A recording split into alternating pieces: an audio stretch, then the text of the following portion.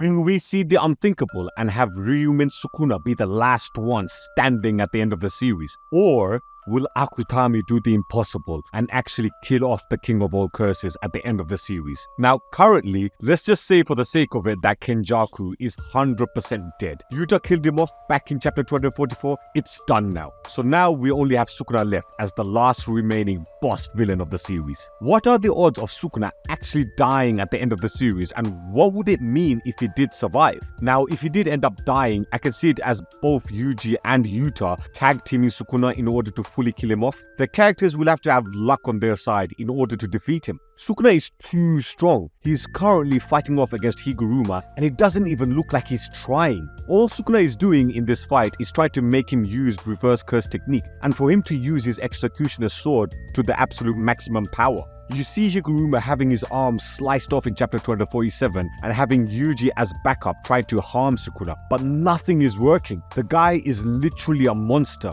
and it doesn't even look like he's using a tenth of his power. Chapter 247 itself has Sukuna in awe on how much of a natural talent Higuruma is, considering he became a Jujutsu sorcerer in only 2 months, so Sukuna can see the potential within Higuruma, just like how he saw the potential within Megami. Higuruma probably reminds Sukuna of himself with his natural talent for Jujutsu sorcery. But despite all these characters fighting off against Sukuna, Sukuna is barely trying against them, which is why I say if Sukuna does end up getting defeated, it would have to be a last-minute power-up to stop him. I don't want to say this, but if Sukuna does end up losing, it may not make sense for him to lose. Basically what I'm trying to say is that there is a chance that there might be an ass pull out of nowhere by our main characters in order to defeat Sukuna, because I can't think of any way they're actually going to be able to defeat Sukuna unless some of my Yuji theory videos on his potential domain expansion come true. Do go and check those videos out if you haven't already. Okay, so if Sukuna does end up dying, I do feel he would take out a majority of the Jujutsu sorcerers with him, bar Yuji. I mentioned this in a previous video where I discussed that potentially Yuji's granddad's words could be a subtle foreshadowing for the ending of Jujutsu Kaisen, where Yuji dies surrounded by his friends, but unfortunately for Yuji, he's surrounded by the dead bodies of his friends. That, I believe, is a strong possibility that can happen, and it's a dark ending which I think is how Jujutsu Kaisen will end. But say if Sukuna were to die, what would that mean for the legacy of the story and the ramifications within the story itself? If Sukuna were to die at the end of the story with Kenjaku already being dead, then does that mean the story is now finished? If Yuji is the last remaining sorcerer left after he defeats Sukuna, then potentially we could have a story following Yuji's journey. Remember how Shibuya almost broke him? Now, can you imagine his reaction after everyone is dead and the guy he has been wanting to protect in Megami is now dead because he had to kill him in order to kill Sukuna? Sukuna was a sorcerer before he became a cursed spirit. But as of this video, we still haven't seen a flashback on Sukuna's life on how he became the way he is.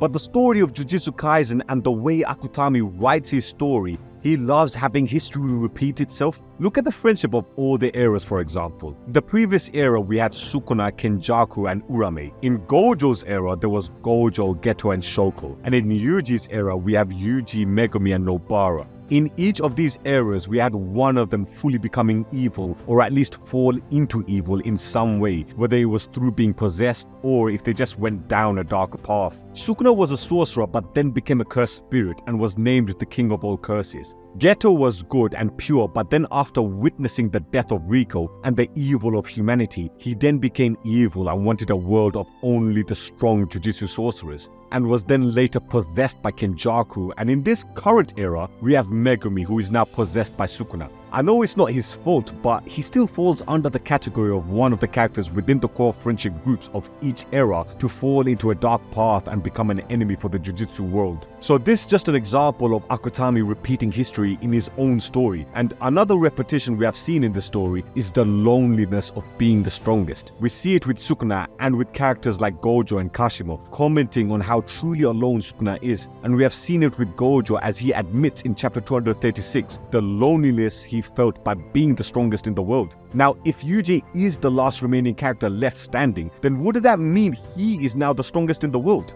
The aftermath of Sukuna's death, we will see the true turmoil in Yuji, where we will see Yuji suffer the same level of loneliness that both Sukuna and Gojo felt, as well as the realization that all of his friends are now dead. And the final aspect of history repeating itself that I feel Akutami will do in relation to Yuji, Sukuna, from the brief flashbacks we have seen during the Heian period, he would always fight alone. He never really had a group of friends after he became the full 4-armed Heian era Sukuna. So you would assume either he killed all of his friends after he became a cursed spirit, or all of his friends have died in the hands of other cursed spirits and Jujutsu sorcerers. There could have been a massive war at that time, and as a result, all of Sukuna's friends and family may have died. Remember, the Heian era is the golden age of Jujutsu sorcery, so there is a chance of this happening. So Sukuna could have easily fallen into despair, which would lead to him becoming a cursed spirit. Remember, cursed spirits are created through the leaked cursed energy from humans, which derived from the humans' negative emotions. So Sukuna feeling the grief of his friends and family dying goes hand in hand with the theme of him being lonely and having those negative emotions that comes with grief turning him into a cursed spirit. Now,